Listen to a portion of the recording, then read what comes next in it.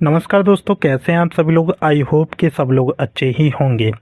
देखिए, आपका स्वागत है आपके इस यूट्यूब चैनल पे। यूट्यूब चैनल को सब्सक्राइब कर लीजिए और वीडियो को शेयर कर दीजिए कीजिए अपने दोस्तों के पास में, जैसे कि उन लोगों को भी थोड़ा बहुत बेनिफिट हो जाए। आप लोग ही मत ले दीजिए।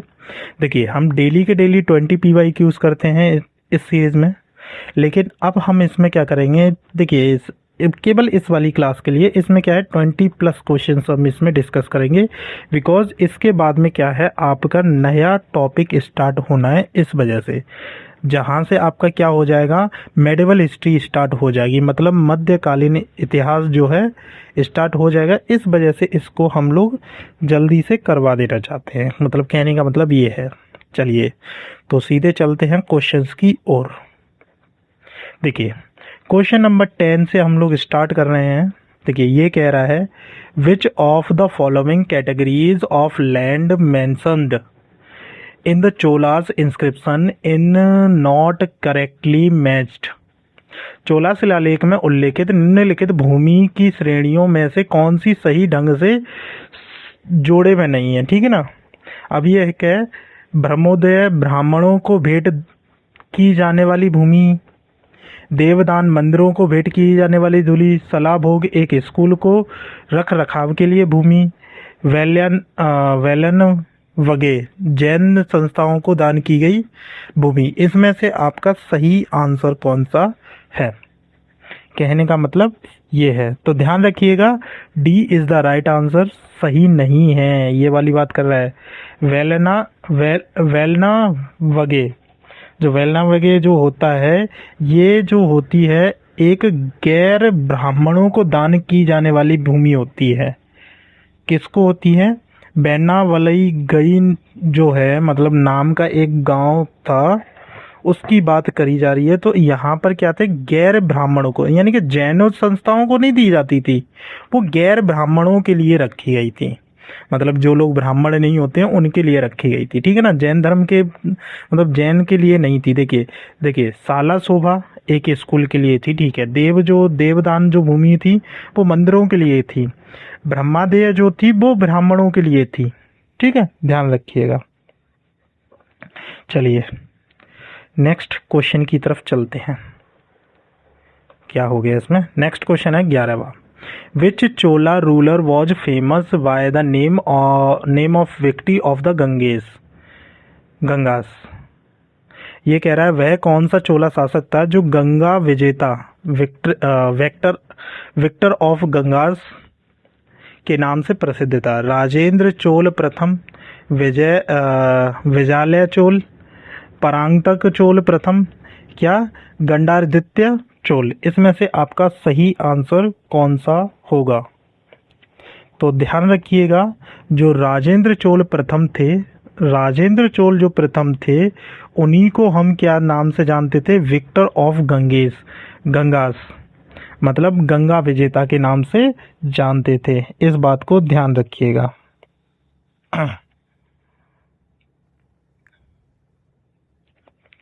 अच्छा, इसके अलावा एक नाम और था इनका। देखिए, गंगा विजेता तो था, इससे रिलेटेड एक और नाम था, गंगे कोण चोल।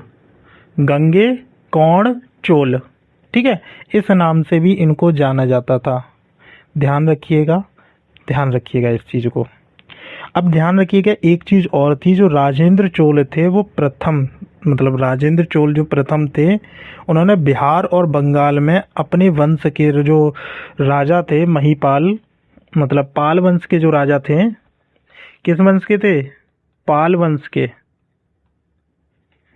पाल वंश के जो राजा महिपाल थे, उनको हराने के बाद में जो दक्षिणी भाग में जो गंगा बहती थी ना, उनके राज्यों को सीमा में, मतलब अपनी सीमाओं में क्या मिला लिया था। इस वजह से इनको उपाधि दी गई थी। कहने का मतलब ये है। ठीक है ना। महिपाल को हराने के बाद में उन्होंने जो क्षेत्र अपना जो लिया था, उसमें क्या दक्षिण के भाग में आपकी क्या बहती थी, गंगा बहती थी।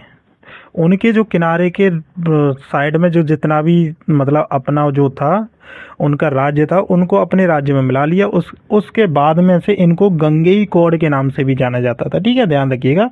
वहीं से इनकी ये उपाधि स्टार्ट हो गई थी। चलिए नेक्स्ट, 12वां प्रश्न है, डैश डैश ने गंगई कोड़ चोल के यहाँ गंगा की नदी के विजेता की उपाधि प्राप्त की थी। ध्यान रखिएगा, अभी थोड़ी देर पहले ही पढ़ा है, राजेंद्र चोल प्रथम ने। ठीक है, चलिए next, question number 3, where was the capital of the Pallavas, मतलब पल्लवों की राजधानी कहाँ पर थी? मद्रास, मदुरई, कांचीपुरम के तंजौर। इसमें से आपका सही आंसर कौन सा होगा?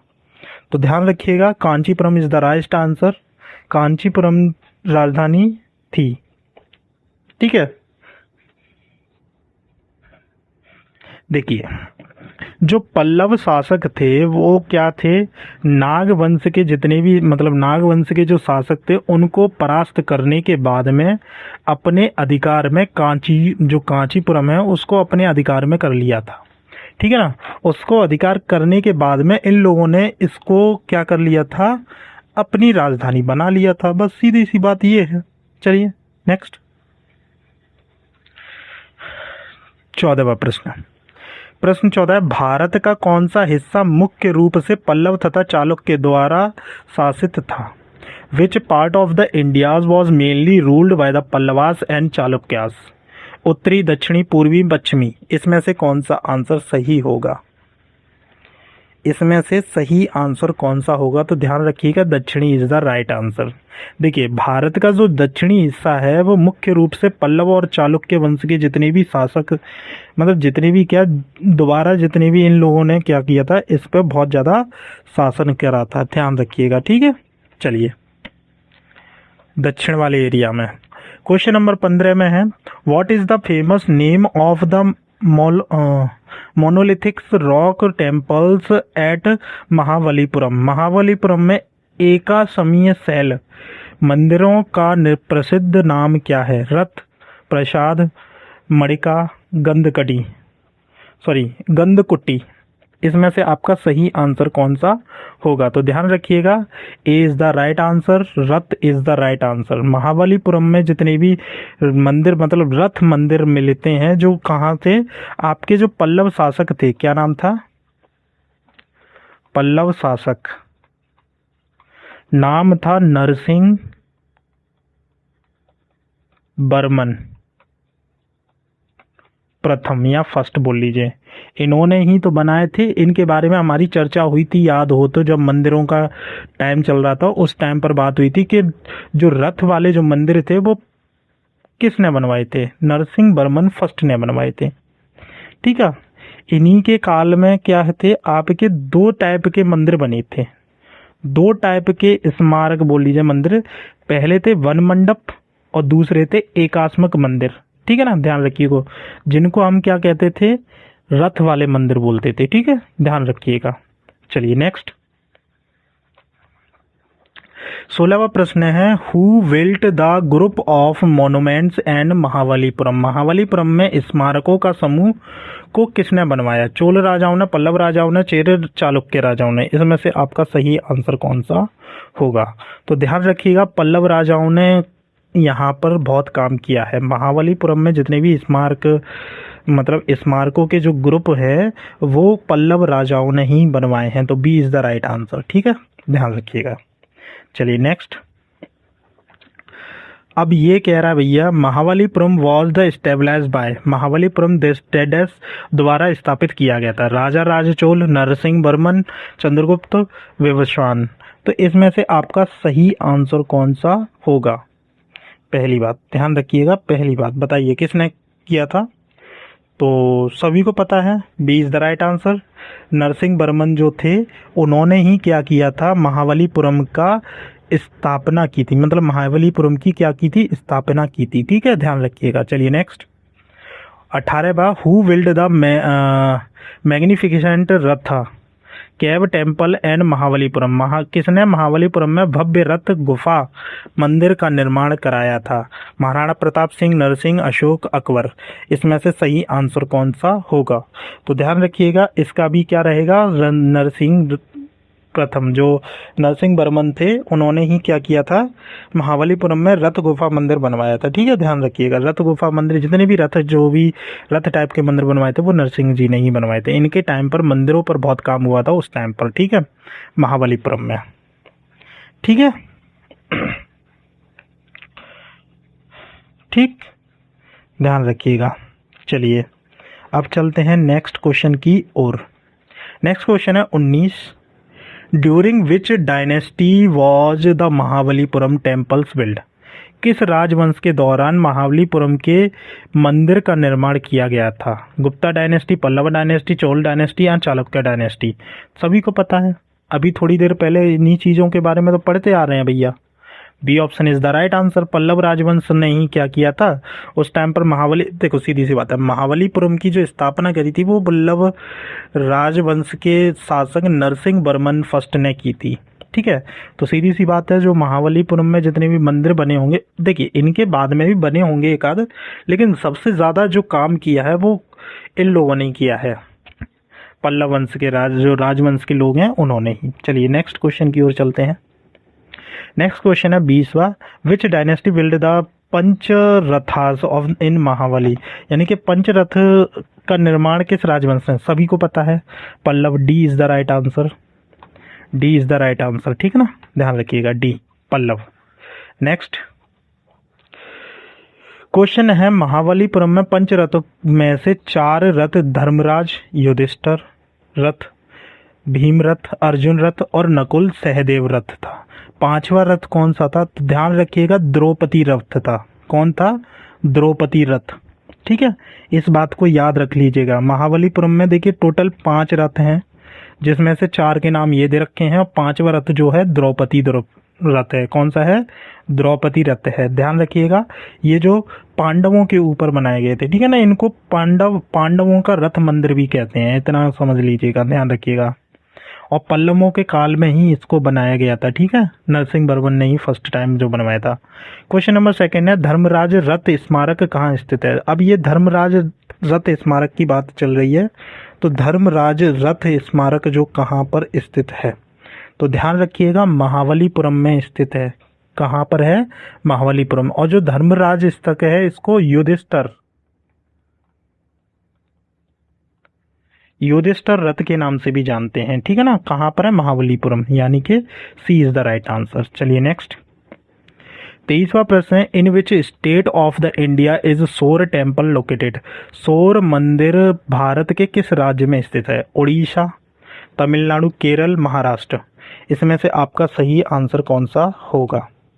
तो ध्यान रखिएगा, इसमें भी आपका क्या रहेगा? Tamil Nadu is the right answer. Tamil Nadu is the right answer. Tamil Nadu के जो महाबलीपुरम में है स्थित है, ये कहाँ पर है? महाबलीपुरम में स्थित है। जो सोरो मंदिर है वो कहाँ पर है? आपका महाबलीपुरम में। अच्छा, इसको भी किसने बनवाया? सोरो मंदिर जो है इसको भी किसने बनवाया था? नरसिंह वर्मन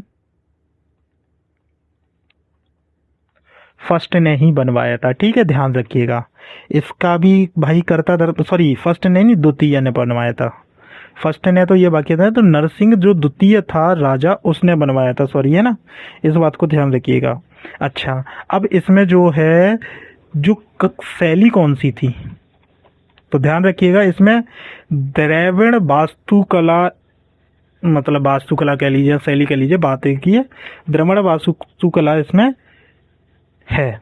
ठीक है, अच्छा, इसके लिए आपको ना एक इम्पोर्टेंट चीज़ और बताता हूं मैं आपको, क्या है कि 1984 में, कौन से?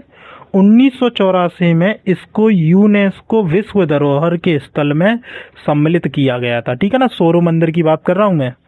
1984 में इसको सम्मिलित कर दिया था, यूनेस्को विश्व धरोहर स्थल की सूची में शामिल कर दिया गया था। ठीक है, ध्यान रखना है इस बात को। चलिए नेक्स्ट 24वां प्रश्न है, which of the following was the capital of the Pallavas dynasty. निम्नलिखित में से पल्लवास राजवंश की राजधानी कौन सी थी? तंजावुर, विशाखापट्टनम, कांचीपुरम, मदुरै?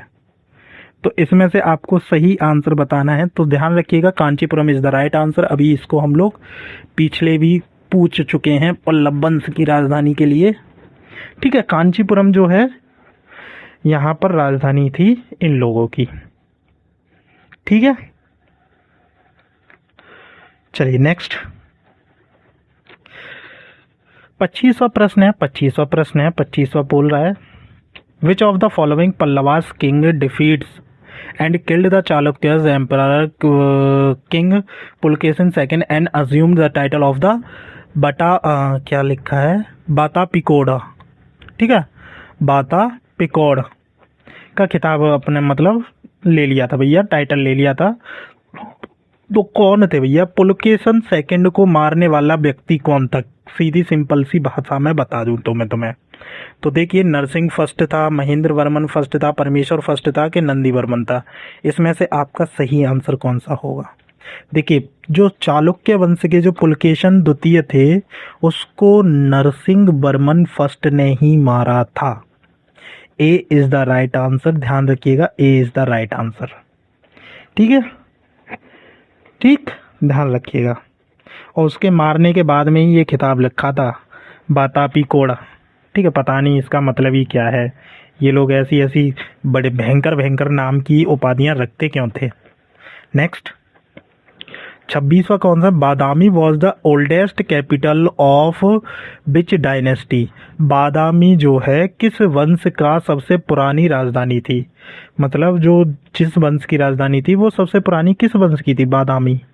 बादामी जगह है भैया, ध्यान रखिएगा इस बात को। ठीक है, तो इसके लिए बस एक ही वंश यहाँ पर दिख रहा है मुझे, चालुक्य वंश। चालुक्य वंश इज द राइट आंसर। जो बादामी था वो सबसे पुरानी राजधानी चालुक्य वंश की थी। ठीक है, ध्यान रखिएगा। चलिए नेक्स्ट 27वां, the Chalukya dynasty ruled Vatapi which is in the dash Indian state in modern time? देखिए चालुक्य वंश का जो बतापी जगह थी उसमें शासन किया जो आधुनिक समय में भारत के किस राज्य में स्थित है? भैया किस राज्य में स्थित है? केरल, तमिलनाडु, कर्नाटका या गुजरात? इसमें से आपका सही आंसर कौन सा होगा? तो ध्यान रखिएगा, Karnataka is the right answer. Karnataka में ही ये है आपकी राज्य में स्थित है। ठीक है ना, ध्यान रखिएगा। और ध्यान रखिएगा यहाँ पर जो राजवंश जो था वो चालुक्य वंश ने ही यहाँ पर अपना, और ध्यान रखना है ये चालुक्य वंश के जो राजा, लास्ट राजा को मार करके ये बतापी, इसी के नाम पर वो ली थी ना बतापी घोड़ा वाली हरियाता, जो बतापी कोड के नाम से जो ली थी उसने उपाधि नरसिंह फर्स्ट ने। चलिए नेक्स्ट 28वां, Vikramaditya fourth whose court poet Vilhana wrote the biography was a ruler of the Dash dynasty? Vikramaditya four जिसके दरबारी कवि विल्हड़ ने उनकी जीवनी लिखी राजवंश के शासक थे। किस राजवंश के थे? राजकुष्ट के थे, पल्लव के थे, के चालुक्य के थे, गंग के थे? इसमें से आपका सही आंसर कौन सा होगा? देखिए जो सॉरी सिक्स्थ है, फोर्थ नहीं है, सिक्स्थ है, ये सिक्स्थ है। तो जो विक्रमादित्य जो सिक्स्थ हैं वो जो थे आपके चालुक्य वंश के राजा थे। किसके थे? चालुक्य वंश के राजा थे। विक्रमादित्य फोर्थ जो थे वो चालुक्य वंश के राजा थे। ध्यान रखिएगा, कौन से वंश के थे? चालुक्य वंश के। फोर्थ की नहीं, सिक्स्थ की बात कर रहा है, छठे की बात कर रहा है भैया, छठे की। ये मैं फोर्थ बोल रहा हूँ बहुत टाइम से, इसको छठा बोलते हैं। सिक्स्थ विक्रमादित्य सिक्स्थ वाली की बात कर रहा है। ठीक है, ध्यान रखिएगा। चलिए कोई बात नहीं, होता रहता है। नेक्स्ट क्वेश्चन की भाई बहुत टाइम से क्लास ले रहा हूँ, इस वजह से मैं भी परेशान हो गया हूँ। ठीक है, चलिए नेक्स्ट क्वेश्चन की ओर चलते हैं। क्वेश्चन नंबर 29 है, the Chalukyas dynasty was the major empire the dash the part of India? Chalukya राजवंश के भारत के डैश भाग में प्रमुख साम्राज्य था?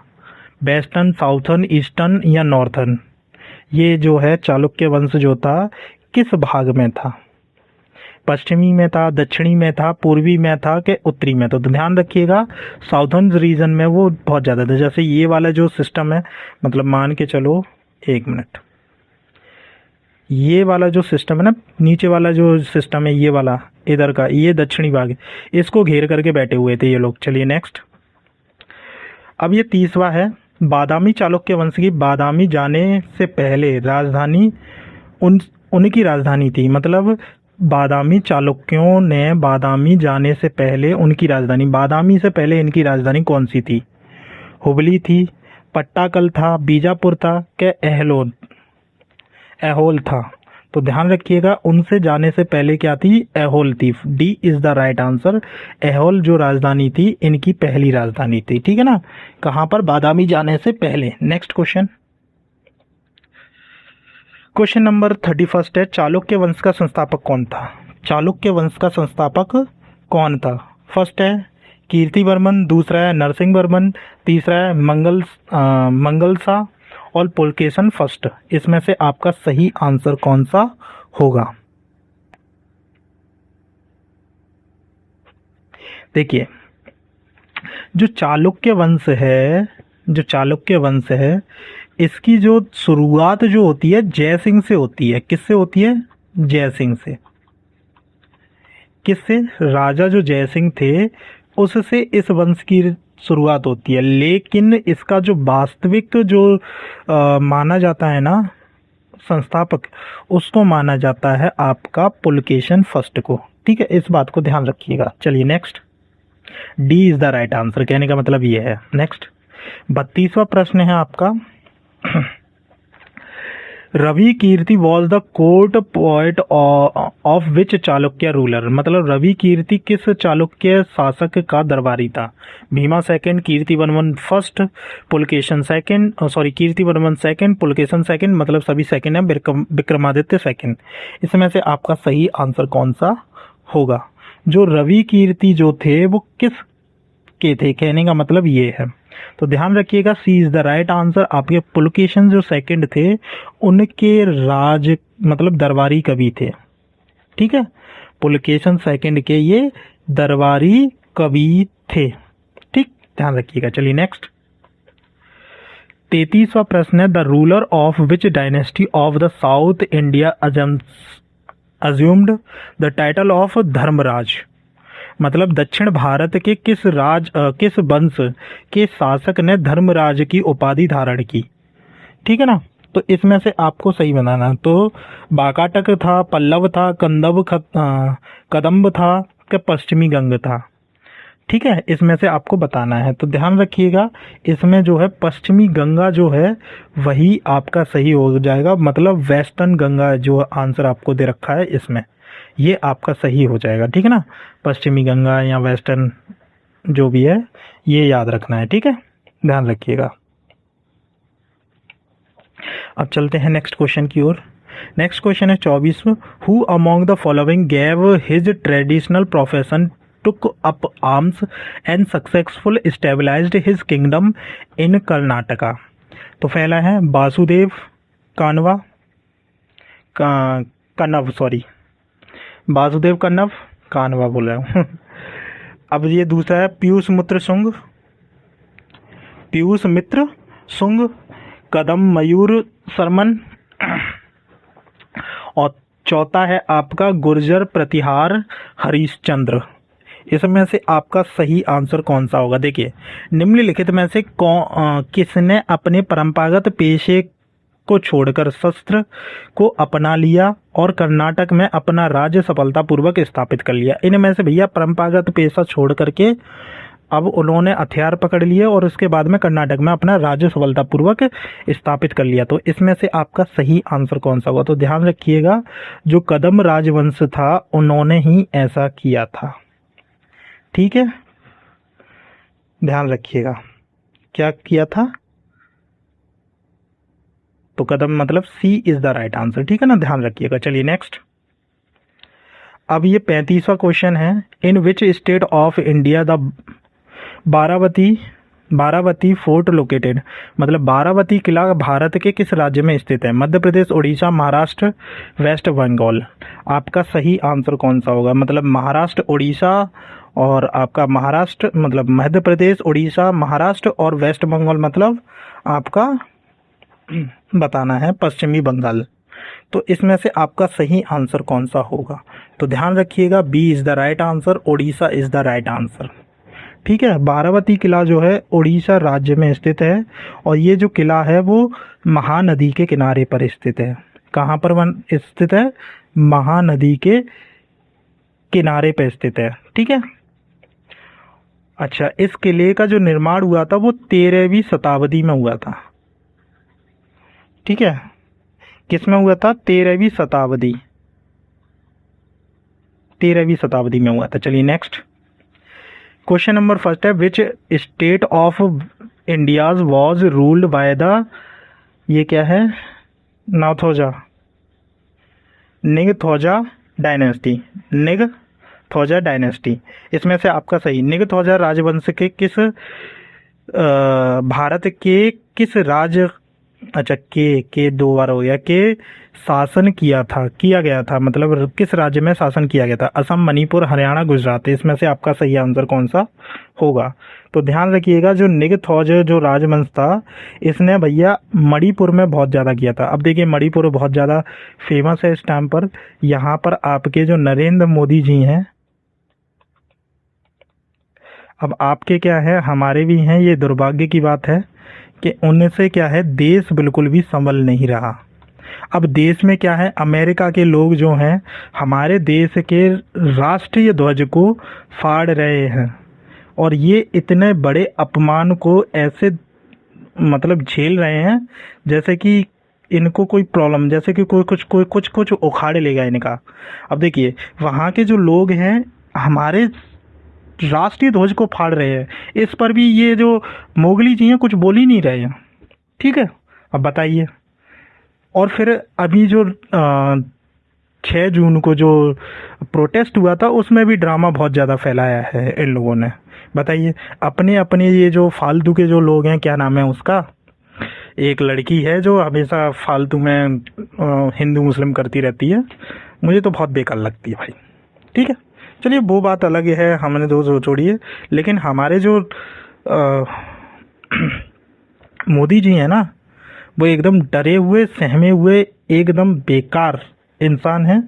और इस चीज़ को ना 2014 में जब ये प्रधानमंत्री बन के आ रहे थे ना, उस टाइम से पहले डॉक्टर मनमोहन सिंह जी ने ये बात पहले ही बता दी थी कि भैया नरेंद्र मोदी बनेंगे तो देश का बेड़ा गर्क होगा, और करवा दिया। ठीक, चलिए इतना हो गया। अब नेक्स्ट क्वेश्चन और है, क्वेश्चन नंबर 2 है। इसमें ये वाला जो क्वेश्चन है आपके लिए होमवर्क में है, इसका आप कमेंट करेंगे। ठीक है, ध्यान रखिएगा, इसका आप क्या करेंगे, आंसर करेंगे कि क्या होगा। ठीक है, आज के लिए इतना ही काफ़ी है भैया। कल हम मिलेंगे मध्यकालीन